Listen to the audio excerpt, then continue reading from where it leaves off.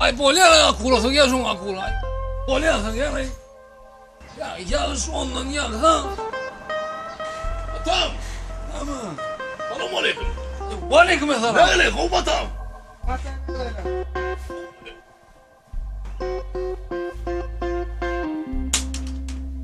Asıl helmay vay.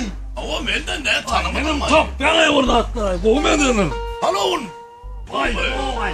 Sen yetten o kadar. Ulan buraya mı? Kızın nerede? Mutlu. Kızım nerede? Ay tuğlama.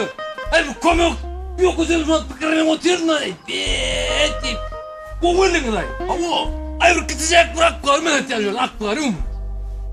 Ay şu tayı kukurak balıklar koyuyor. Ne var diye. Şu tayı aynı düşüyor aynı. İşte bunu doğrayan. Ay ne abi hediyetten ulu akvaryum ne var? Taşarda akvaryum lan. Komşu oğlum var gene ikmanını atlar hayran geçiyor. O doğru ne var? Ama ata bu hatta hiç de. Hem bu halife ustad balıkçı da. Ay biliyorsun ama. Bir balığa değerlik gelikte balığa bir yoğursak oluyor. Bir de balık tutmanı uğraşsan oluyor bir de. Ben hani bana tutup şehir biliyorum. Sen ayıp bana da ölmem biliyor musun? Bak telefon çiğne kurvadır bize. Ben doğurdum. Hay! Ya yere bari edem telak giden o üniversitenin kurumuna neyden beyden onun. Üçü gitti olur ulan. Ay ulan balık. Çeken ki insan geçen de ben de mağarayım mı?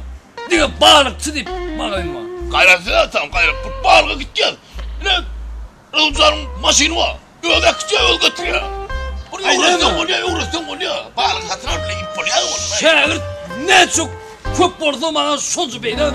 Balık bu diye duran hafat derler ol. Oğlum.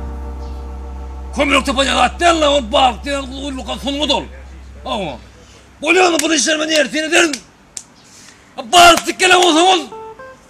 Balık olur. Gördünüz mü? Balık dediğin hem işte yanır. Melemek kıtayım ama balık götüreneceğim. Ne mi? Bana ne adam? Benim tutacağım balıkımı ne götürüp bilmem oynayayım o. Ağzı yettim hazır. Benim balıkımı o. Tutacağım balıkımı. Kendi oğlum kanal.